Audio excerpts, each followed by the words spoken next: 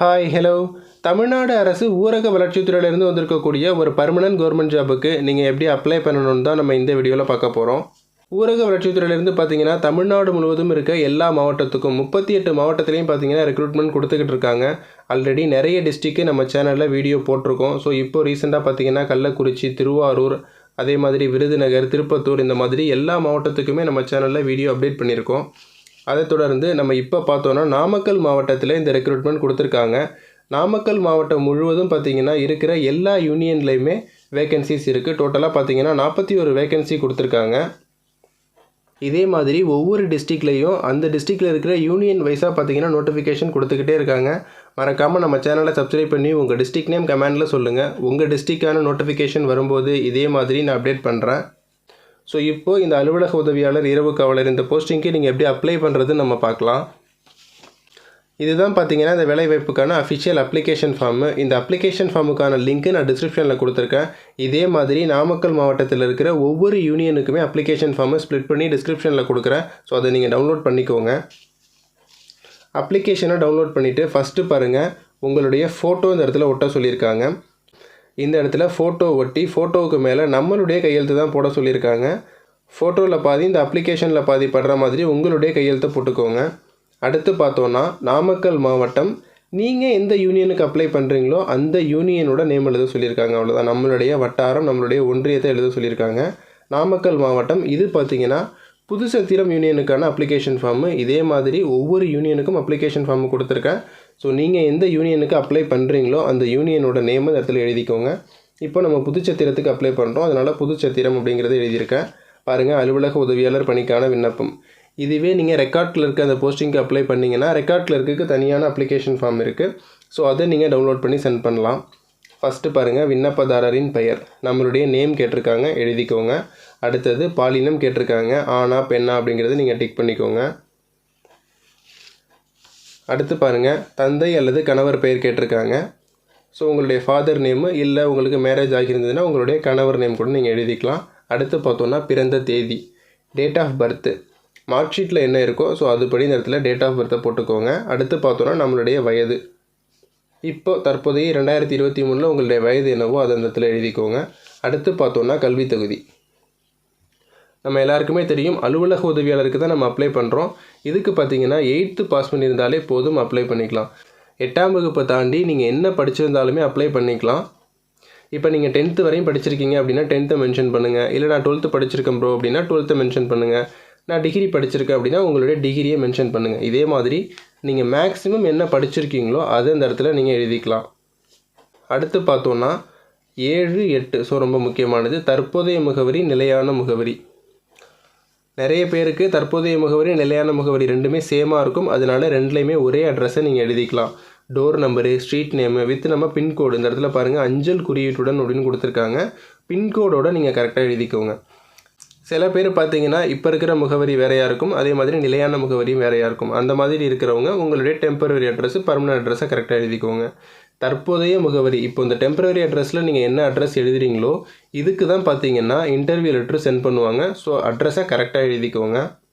அடுத்து பார்த்தோன்னா விண்ணப்பதாரரின் தொலைபேசி எண், நம்மளுடைய mobile number, valid email ID கேட்டிருக்காங்க. ஸோ கரெக்டாக எழுதிக்கோங்க. இந்த இமெயில் ஐடி பார்த்தீங்கன்னா மினிமம் ஒரு 6 மாதமாவது ஒர்க் ஆகக்கூடியதாக இருக்கணும். அதனால் இப்போது கரண்ட்டில் இருக்கிற இமெயில் ஐடி எழுதிக்கோங்க. அடுத்து பார்த்தோன்னா நம்மளுடைய மதம் கேட்டிருக்காங்க. ஸோ அனைத்து மதத்தினருமே இந்த ஊரக வளர்ச்சித்துறைக்கு அப்ளை பண்ணலாம். நீங்கள் ஹிந்துவாக இருக்கலாம், முஸ்லீமாக இருக்கலாம், கிறிஸ்டியன்ஸாக இருக்கலாம். ஸோ இந்த மாதிரி உங்களுடைய மதம் என்னவோ அது இந்த இடத்துல டிக் பண்ணிக்கோங்க. அடுத்து ரொம்ப முக்கியமானது பாருங்கள், நம்மளுடைய கம்யூனிட்டி டீட்டெயில்ஸ்.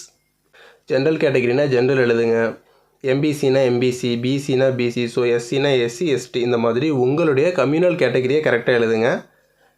இப்போ உதாரணத்துக்கு நீங்கள் ஜென்ரல் கேட்டகரி அப்படின்னா ஸோ ஜென்ரல் கேட்டகரி அப்படின்னு எழுதி ஹைஃபன் போட்டு உட்பிரிவு, அதில் நம்மளுடைய ஜாதி சான்றில் உட்பிரிவு இருக்கும். ஸோ அந்த உட்பிரிவு இந்த இடத்துல கரெக்டாக எழுதிக்கோங்க. அடுத்து பார்த்தோன்னா சொந்த மாவட்டம், எல்லாருக்குமே தெரியும் நாமக்கல் மாவட்டத்திலேருந்து கால்ஃபர் பண்ணியிருக்காங்க. நாமக்கல் மாவட்டம் அப்படிங்கிறது எழுதிக்கோங்க. அடுத்து பாருங்கள், சைக்கிள் ஓட்ட தெரியுமா அப்படின்னு கேட்டிருக்காங்க. ஸோ எல்லாருமே ஆம் அப்படிங்கிறத எழுதுங்க. அடுத்து பாருங்கள் 14, 15 ரொம்ப ரொம்ப முக்கியமானது, முன்னுரிமை பெற்றவர் எனில் எவ்வகையான முன்னுரிமை அப்படின்னு கேட்டிருக்காங்க. முன்னுரிமையில் நம்ம எல்லாருக்குமே தெரியும், ஆதரவற்ற விதவைகள், முதல் தலைமுறை பட்டதாரிகள், அதே மாதிரி தமிழ் வழியில் படித்தவங்க, மாற்றுத்திறனாளிகள் இவங்க எல்லாருக்குமே முன்னுரிமை உண்டு. ஸோ இதில் ஏதாவது ஒரு கேட்டகரியிலே நீங்கள் வர்றீங்க அப்படின்னா அந்த டீட்டெயிலை நீங்கள் இந்த இடத்துல எழுதலாம். எக்ஸாம்பிளுக்கு பார்த்தோன்னா நிறைய பேர் முதல் தலைமுறை பட்டதாரியாக இருப்போம். அதனால் பார்த்தீங்கன்னா முதல் தலைமுறை பட்டதாரி அப்படிங்கிறத எழுதிக்கோங்க. இந்த முதல் தலைமுறை பட்டதாரியிலே பார்த்தீங்கன்னா நிறைய பேர் தமிழ் வழியில் படிச்சிருப்பீங்க. அதனால் ஸோ பிஎஸ்டிஎம் சர்டிஃபிகேட் பிஎஸ்டிஎம் அப்படிங்கிறதையும் எழுதிக்கோங்க. இப்போ நீங்கள் இது ரெண்டையுமே எழுதுறீங்க அப்படின்னா ரெண்டுக்குமான சர்டிஃபிகேட்டு நீங்கள் கம்பல்சரி சென்ட் பண்ணணும். ஸோ சர்டிஃபிகேட் உங்கள்கிட்ட இருந்தால் மட்டும் இந்த இடத்துல மென்ஷன் பண்ணுங்கள். அப்படி இல்லைன்னா இந்த இடத்துல சின்னதாக ஹைஃபன் போட்டுருங்க. அடுத்து பாருங்கள், நம்ம என்னென்ன சர்டிஃபிகேட்லாம் சென்ட் பண்ணணும் அப்படிங்கிற டீட்டெயிலை இவங்களே கொடுத்துட்டாங்க. ஊரக வளர்ச்சித்துறையில் இருக்கிற மேஜர் அட்வான்டேஜே பார்த்தோன்னா நம்மக்கிட்ட வேறு எந்த சர்டிஃபிகேட்டுமே கேட்க மாட்டாங்க. பேசிக் சர்டிஃபிகேட் மட்டும்தான் கேட்பாங்க. ஃபஸ்ட்டு பார்த்தோன்னா கல்வி தகுதி சான்று, நம்மளுடைய மார்க் ஷீட்டுக்கான ஜெராக்ஸு கேட்டிருக்காங்க. எல்லாமே ஜெராக்ஸ் மட்டும் சென்ட் பண்ணுங்கள், எதுவுமே ஒரிஜினல் கிடையாது. இந்த ஜாபுக்கு மட்டும் இல்லை, நீங்கள் எந்த ஆஃப்லைனில் ஜாபுக்கு அப்ளை பண்ணாலுமே உங்களுடைய ஜெராக்ஸ் காப்பீஸை மட்டும் நீங்கள் சென்ட் பண்ணுங்கள், எதுவுமே ஒரிஜினல் சென்ட் பண்ணாதீங்க. ஃபஸ்ட்டு பாருங்கள் நம்மளுடைய மார்க் ஷீட்டு. ஸோ அந்த இடத்துல டிக் அடிச்சுக்கிறோம். மார்க் ஷீட்டு எப்படி நீங்கள் சென்ட் பண்ணணும் அப்படின்னு பார்த்தீங்கன்னா, இப்போ 10th படித்தவங்க 10th மட்டும் சென்ட் பண்ணலாம். டிகிரி வரையும் படித்தவங்க என்ன பண்ணணும்னா உங்களுடைய 10th மார்க் ஷீட்டும் சென்ட் பண்ணணும். அதே மாதிரி உங்களுடைய 12th மார்க் ஷீட்டும் சென்ட் பண்ணணும். அதற்கப்புறமா பார்த்தீங்கன்னா டிகிரி, ப்ரொவிஷ்னல் அப்படி இல்லைனா ஓவரால் மார்க் ஷீட், இதில் ஏதாவது ஒன்று நீங்கள் சென்ட் பண்ணால் கூட போதும். நிறைய பேர் இப்போ டிகிரி படிச்சுட்டு இருக்கிறவங்க அப்ளை பண்ணுறவங்க. ஸோ அந்த மாதிரி அப்ளை பண்ணுறவங்க என்ன பண்ணணும் அப்படின்னா உங்களுடைய 12th வரைக்கும் உள்ள மார்க் ஷீட்டை நீங்கள் சென்ட் பண்ணாலே போதும். அடுத்து பார்த்தோன்னா டிசி. ஸோ கடைசியாக வாங்கின டிசியை நீங்கள் சென்ட் பண்ணலாம்.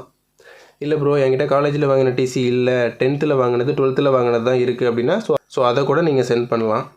அடுத்து பார்த்தோன்னா ஜாதி சான்றிதழ், ரொம்ப ரொம்ப முக்கியமான சர்டிஃபிகேட்டு. ஸோ எல்லாருமே சென்ட் பண்ணுங்கள். அடுத்து பார்த்தோன்னா முன்னுரிமை சான்று. இந்த முன்னுரிமை சான்று நான் ஆல்ரெடி இங்கே சொன்னேன் பார்த்தீங்களா, இதில் நீங்கள் டிக் அடித்து நீங்கள் எழுதியிருந்தீங்க அப்படின்னா அந்த சர்டிஃபிகேட்டை நீங்கள் சென்ட் பண்ணணும். ஸோ அந்த இடத்துல நீங்கள் டிக் அடிச்சுக்கோங்க. இல்லை முன்னுரிமையெல்லாம் எதுவுமே அப்ளை பண்ணல அப்படின்னா சின்னதாக ஒரு கோடு போட்டுக்கோங்க. அடுத்து பார்த்தோன்னா இதர சான்றுகள். இந்த இதர சான்றுகளுமே பார்த்தோன்னா நம்ம வேறு ஏதாவது நம்மக்கிட்ட குவாலிஃபிகேஷன் இருக்குது அப்படின்னா, இப்போ எக்ஸாம்பிளுக்கு சொல்லணுன்னா ஒரு டைப்ரைட்டிங் கோர்ஸ் பண்ணியிருக்கீங்க, ஒரு கம்ப்யூட்டர் கோர்ஸ் பண்ணியிருக்கீங்க அப்படின்னா அந்த சர்டிஃபிகேட்டை நீங்கள் இந்த இடத்துல மென்ஷன் பண்ணி சென்ட் பண்ணலாம். ஸோ டிக் அடிச்சுக்கோங்க. இல்லை என்கிட்ட இந்த மாதிரி எந்த எக்ஸ்ட்ரா குவாலிஃபிகேஷனுக்குமான சர்டிஃபிகேட்டுமே கிடையாது அப்படின்னா சின்னதாக கோடு போட்டுக்கோங்க. அடுத்து பார்த்தோன்னா நம்மளுடைய அட்ரஸ் ப்ரூஃப், ஐடி ப்ரூஃப் கேட்டிருக்காங்க. ஆதார் அட்டை, வாக்காளர் அடையாள அட்டை, குடும்ப அட்டை, வீட்டு வரி ரசீது. இதில் இந்த வீட்டு வரி ரசீதை மட்டும் விட்டுட்டு ஸோ பாக்கி இந்த இடத்துல கொடுத்துருக்காங்க பார்த்தீங்களா, ஆதார் அட்டை, வாக்காளர் அடையாள அட்டை, குடும்ப அட்டை, இந்த மாதிரி எல்லாமே நீங்கள் சென்ட் பண்ணுங்கள். இல்லை ப்ரோ இதில் என்கிட்ட ஏதாவது ஒன்று தான் இருக்குது அப்படின்னா ஒன்று கூட சென்ட் பண்ணால் போதும். ஏன்னா அவங்களே பார்த்தீங்கன்னா ஒன்று தான் கேட்டிருக்காங்க. அதனால் நீங்கள் ஒன்று சென்ட் பண்ணால் கூட போதும். இல்லை என்கிட்ட எல்லாமே இருக்குது, நான் எல்லா சர்டிஃபிகேட்டுமே சென்ட் பண்ணுறேன் அப்படின்னு நீங்கள் பண்ணாலுமே ஒன்றும் பிரச்சனை இல்லை. அடுத்து பார்த்தோன்னா ரொம்ப முக்கியமானது செல்ஃப் அட்ரஸ்டு கவரு 30 ரூபாய்க்கு ஸ்டாம்ப் போட்ட சொல்லியிருக்காங்க. உங்களில் எல்லாருக்குமே தெரிஞ்சிருக்கும். ஸோ நம்ம நிறைய வீடியோவில் சொல்லியிருக்கோம். இதுதான் செல்ஃப் அட்ரஸ்டு கவரு. இந்த மாதிரி ஒரு சின்னதாக ஒரு கவர் எடுத்துக்கோங்க, காக்கி கவரு. இதில் டூ அட்ரஸில் என்ன பண்ணணும்னா நம்மளுடைய அட்ரஸை எழுதணும். எதுக்காக அப்படின்னு பார்த்தோன்னா இந்த கவர் பார்த்திங்கன்னா நமக்கே திருப்பி சென்ட் பண்ணுவாங்க. இதில் தான் பார்த்திங்கன்னா இன்டர்வியூ லெட்டரை வச்சு சென்ட் பண்ணுவாங்க. அதுக்கு தான் இதை அவங்க கேட்குறது. இதில் நம்மளுடைய அட்ரஸ் எழுதிக்கோங்க. அடுத்து லெஃப்ட் சைடு இந்த இடம் பார்த்தீங்கன்னா ஃபுல்லாகவே ஸ்டாம்ப் ஏரியா தான். 30 ரூபாய்க்கு ஸ்டாம்ப் போட்ட சொல்லியிருக்காங்க. 30 ரூபாய்க்கு ஸ்டாம்ப் ஒட்டிக்கோங்க. ₹1 ஸ்டாம்பாக இருக்கலாம், ₹5 ஸ்டாம்ப்பு, ₹10 ஸ்டாம்ப்பு, இந்த மாதிரி எப்படி வேணாலும் இருக்கலாம். 30 ரூபாய்க்கு இந்த இடத்துல ஸ்டாம்ப் போட்டிடுங்க. இந்த கவரையும் பார்த்தீங்கன்னா நம்ம இதுக்குள்ளே வச்சு சென்ட் பண்ண போகிறோம். அதனால் இதுவும் ரொம்ப முக்கியமானது. இதையும் இந்த மாதிரி எழுதிக்கோங்க. அடுத்தது பார்த்தோன்னா டெக்ளரேஷன் கொடுத்துருக்காங்க. எல்லாமே நம்ம உண்மை அப்படின்னு சொல்லிட்டு இந்த இடத்துல கையெழுத்து போடணும். நம்ம என்றைக்கு அப்ளிகேஷன் ஃபில்அப் பண்ணுறோமோ அந்த டேட்டு, அதுக்கப்புறமா நம்மளுடைய டிஸ்ட்ரிக்ட், இல்லைனா உங்களுடைய ஊர் பேரை கூட நீங்கள் எழுதிக்கலாம், உங்கள் யூனியன் பேரை கூட நீங்கள் எழுதிக்கலாம். ஒரு சிம்பிளான ஃபார்மேட்டில் உள்ள ஒரு அப்ளிகேஷன் தான் கொடுத்துருக்காங்க. ஸோ இதே ஃபார்மேட்டில் இந்த அப்ளிகேஷன் ஃபார்மை ஃபில்அப் பண்ணிக்கோங்க. அடுத்து நம்ம எப்போவுமே பார்க்குற மாதிரி இதே மாதிரி ஒரு A4 கவர் எடுத்துக்கோங்க. இந்த A4 கவர் பார்த்திங்கன்னா ஒரு 13 ரூபா வருது. இந்த A4 கவரில் உங்களுடைய அப்ளிகேஷன் ஃபார்மு, நம்மளுடைய சர்டிஃபிகேட்டு எல்லாமே வச்சு சென்ட் பண்ண போகிறோம். ஸோ இதில் டூ அட்ரஸில் நான் எழுதியிருக்கேன் பார்த்தீங்களா, இந்த அட்ரஸை எழுதிக்கோங்க. இந்த அட்ரஸ் பார்த்தீங்கன்னா நோட்டிஃபிகேஷன்லேயே கொடுத்துருக்காங்க. இந்த இடத்துல இருக்குது பாருங்கள், ஆணையாளர் ஊராட்சி ஒன்றிய அலுவலகம், புதுச்சத்திரம், நாமக்கல் மாவட்டம். இந்த அட்ரஸ் தான் நான் இந்த இடத்துல எழுதியிருக்கேன். ஸோ அதை அப்படியே காப்பி பண்ணி இந்த இடத்துல எழுதிக்கோங்க. அடுத்தது அட்ரஸை எழுதிட்டு அட்ரஸ்க்கும் மேலே இந்த இடத்துல நம்ம என்ன போஸ்டிங்க்கு அப்ளை பண்ணுறோமோ அந்த போஸ்டிங் நேம் எழுத சொல்லியிருக்காங்க. இப்போது நம்ம அலுவலக உதவியாளருக்கு அப்ளை பண்ணுறதுனால நான் அலுவலக உதவியாளர் அப்படிங்கிறத எழுதியிருக்கேன். நீங்கள் வந்து பதிவுறு எழுத்தர் ரெக்கார்ட் கிளர்க்கு அப்ளை பண்ணிங்கன்னா ரெக்கார்ட் கிளர்க் எழுதலாம். இல்லை இரவு காவலருக்கு அப்ளை பண்ணுறேன் அப்படின்னா இரவு காவலர் எழுதிக்கலாம். இந்த மாதிரி நீங்கள் என்ன போஸ்டிங்க்கு அப்ளை பண்ணுறீங்களோ அந்த போஸ்டிங் நேமை நீங்கள் இந்த இடத்துல எழுதுங்க. நெக்ஸ்ட்டு பார்த்தோன்னா லெஃப்ட் சைடு இந்த இடம் நம்ம அட்ரஸ் எழுதுறதுக்கான இடம். இந்த இடத்துல டூ அட்ரஸில் உங்கள் அட்ரஸ் எழுதுங்க. மறக்காமல் உங்களுடைய மொபைல் நம்பரை மென்ஷன் பண்ணுங்கள். இன்கேஸ் அவங்க வந்து அப்ளிகேஷனை ரிசீவ் பண்ணும்போது ஏதாவது ப்ராப்ளம் இருக்குது அப்படின்னா கூட நமக்கு கால் பண்ணி அதை கிளாரிஃபை பண்ணிப்பாங்க. அதனால் இந்த இடத்துல உங்களுடைய மொபைல் நம்பரை நீங்கள் மறக்காமல் எழுதிடுங்க. அவ்வளோதான். சொன்ன ஃபார்மேட்டில் இதே மாதிரி இந்த A4 கவரையும் நீங்கள் எழுதிக்கோங்க. ஓகே, ஃபில்லப் பண்ண நம்மளுடைய அப்ளிகேஷன் ஃபார்மு அதே மாதிரி இவங்க சொல்லியிருக்காங்க பார்த்தீங்களா, இந்த எல்லா சர்டிஃபிகேட்டுக்குமான ஜெராக்ஸு ப்ளஸ் இந்த 30 ரூபாய்க்கு சொல்லியிருக்காங்க பார்த்தீங்களா, இந்த செல்ஃப் அட்ரஸ்ட் எழுதின இந்த கவரு எல்லாமே சேர்த்து நம்ம அப்ளிகேஷனுக்குள்ளே வச்சு சென்ட் பண்ணணும். ஸோ எல்லாமே சேர்த்து இந்த இடத்துல ஒரு பின் பண்ணிவிடுங்க. பின் பண்ணிவிட்டு நம்மளுடைய கவர் செல்ஃப் அட்ரஸ்ட் எழுதின இந்த கவர் இருக்குது பார்த்தீங்களா, இந்த கவர் தெரிகிற மாதிரி இதே மாதிரி மேலே வச்சுக்கோங்க.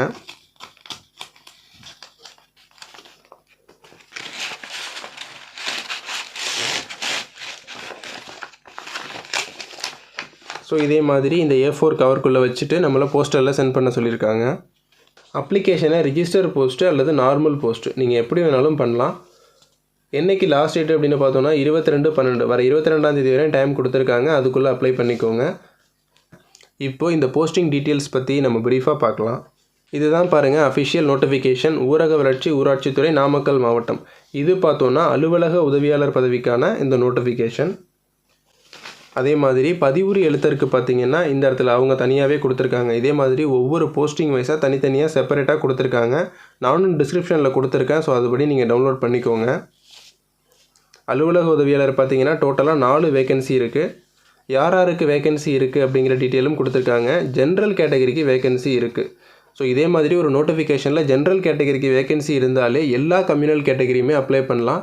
ஸோ தாராளமாக நீங்கள் எல்லாருமே அப்ளை பண்ண முடியும். அடுத்து பார்த்தோன்னா SC STக்கு வேகன்சி இருக்குது, MBCக்கு இருக்குது, BCக்கும் இருக்குது. ஏஜ் லிமிட் பாருங்கள், ஜென்ரல் கேட்டகரி பொதுப்பிரிவிலிருந்து அப்ளை பண்ணிங்கன்னா 18 வயதுலேருந்து 32 வயதுக்குள்ளே இருக்கணும். MBC BC பார்த்திங்கன்னா 18 வயதுலேருந்து 34 வயதுக்குள்ளே இருக்கிறவங்க அப்ளை பண்ணலாம். SC ST பார்த்திங்கன்னா 18 வயதுலேருந்து 37 வயதுக்குள்ளே இருக்கிறவங்க அப்ளை பண்ண முடியும் அப்படின்னு சொல்லியிருக்காங்க. மாற்றுத்திறனாளிகளுக்கு 10 வருஷம் வரைக்கும் ஏஜ் ரிலாக்ஸேஷன் உண்டு. ஸோ கிட்டத்தட்ட நீங்கள் 47 வயது வரைக்கும் அப்ளை பண்ணிக்கலாம். எப்படி அப்ளை பண்ணுறது, அப்ளிகேஷன் ஃபார்ம் எப்படி நம்ம டவுன்லோட் பண்ணுறது அப்படின்னு பார்த்தீங்கன்னா, ஸோ இதுதான் அஃபிஷியல் சைட்டு namakkal.nic.in. இந்த அஃபிஷியல் சைட்டுமே நான் டிஸ்கிரிப்ஷனில் கொடுத்துருக்கேன். அதை கிளிக் பண்ணிங்கன்னா உங்களுக்கு யூனியன் வைஸாக அப்ளிகேஷன் ஃபார்ம் காட்டும். ஸோ அதில் உங்களுடைய யூனியனுக்கான அப்ளிகேஷனை நீங்கள் டவுன்லோட் பண்ணிக்கலாம். என்னோடய யூனியனில் என்னோடய கம்யூனல் கேட்டகரிக்கு வேகன்சி இல்லை ப்ரோ அப்படின்னா நீங்கள் வேறு யூனியனுக்கு கூட அப்ளை பண்ணிக்கலாம். ஸோ உங்களுடைய கம்யூனல் கேட்டகரிக்கு எந்த யூனியனில் வேகன்சி இருக்கோ அந்த யூனியனுக்கு நீங்கள் தாராளமாக அப்ளை பண்ணிக்கலாம். உங்களுடைய எல்லா சர்டிஃபிகேட்டுக்குமான ஜெராக்ஸ்லையுமே பார்த்தீங்கன்னா சுய சான்றப்பம் நம்மளுடைய கையெழுத்தை போட்டு சென்ட் பண்ண சொல்லியிருக்காங்க. ஸோ உங்களுடைய சர்டிஃபிகேட்டோட ஜெராக்ஸ் இது தான் அப்படின்னா பாட்டமில் இந்த இடத்துல உங்களுடைய கையெழுத்தை போட்டுக்கோங்க. அவ்வளோதான், வேறு எதுவுமே கிடையாது. நிறைய நோட்டிஃபிகேஷனில் பார்த்தீங்கன்னா கவர்மெண்ட் ஆஃபீஸர்கிட்ட அட்டஸ்டேஷன் வாங்க சொல்லுவாங்க. அந்த மாதிரிலாம் கிடையாது. உங்களுடைய கையெழுத்தை இதே மாதிரி பாட்டமில் போட்டு செல்ஃப் அட்டஸ்டட், அவ்வளோதான். நம்மளுடைய கையெழுத்து தான் சொல்லியிருக்காங்க. அதனால் நம்மளுடைய கையெழுத்து ஒவ்வொரு சர்டிஃபிகேட்லையுமே பண்ணிவிடுங்க. அப்ளிகேஷனில் உங்களுடைய சைனை போட வேண்டாம். மற்றபடி அட்டாச் பண்ணுற எக்ஸ்ட்ரா சர்டிஃபிகேட் இருக்குது பார்த்தீங்களா, அந்த சர்டிஃபிகேட் எல்லாத்துலேயுமே உங்களுடைய கையெழுத்து இதே மாதிரி போட்டு சென்ட் பண்ணுங்கள். செலெக்ஷன் எப்படி ப்ரோ பண்ணுவாங்க அப்படின்னா, கண்டிப்பாக ஊரக வளர்ச்சித்துறையை பொறுத்த வரைக்கும் எல்லாமே டைரெக்டாகவே இன்டர்வியூ பேஸ் பண்ணி தான் அப்பாயின்மெண்ட் பண்ணுவாங்க. நம்ம நிறைய வீடியோவில் சொல்லியிருக்கோம் பாருங்கள். தகுதியுள்ள விண்ணப்பதாரர்களுக்கு நேர்காணல் நடைபெறும் இடம் மற்றும் தேதி பதிவஞ்சல் மூலமாக அனுப்பி வைக்கப்படும் அப்படின்னு சொல்லியிருக்காங்க. நம்ம சென்ட் பண்ணுற அந்த செல்ஃப் அட்ரஸ்டு கவர் அதிலே பார்த்தீங்கன்னா இன்டர்வியூ லெட்டரை வச்சு நமக்கு சென்ட் பண்ணுவாங்க. அதில் நமக்கு எங்கே இன்டர்வியூ கண்டக்ட் பண்ணுவாங்க, என்ன டேட்டு, என்ன டைமு, அப்புறம் நம்ம என்னென்ன சர்டிஃபிகேட்லாம் எடுத்துகிட்டு போகணும் அப்படிங்கிற எல்லா டீட்டெயிலுமே அந்த லெட்டரில் சென்ட் பண்ணிவிடுவாங்க. ஸோ அதை பொறுத்து நம்ம இன்டர்வியூ அட்டன் பண்ணதுக்கப்புறமா மெரிட் லிஸ்ட் அடிப்படையில் அப்பாயின்மெண்ட் இருக்கும். ஆல்ரெடி சொன்ன மாதிரி நாமக்கல் மாவட்டத்தில் பார்த்தீங்கன்னா டோட்டலாக 41 வேகன்சி இருக்குது. எல்லா யூனியனுக்குமே வேகன்சி இருக்குது. ஸோ எல்லாருமே நீங்கள் அப்ளை பண்ணலாம். விருப்பமும் தகுதியும் இருக்கிறவங்க வர 22ஆம் தேதிக்குள்ளே நீங்கள் அப்ளை பண்ணுங்கள். இந்த ஜாபுக்கு அப்ளை பண்ணுறதுல உங்களுக்கு எதாவது டவுட் இருந்தாலும் கீழே கமெண்ட் செக்ஷனில் சொல்லுங்கள், நான் ரிப்ளை பண்ணுறேன். மறக்காமல் இந்த வீடியோ உங்கள் ஃப்ரெண்ட்ஸுக்கு ஷேர் பண்ணுங்கள்.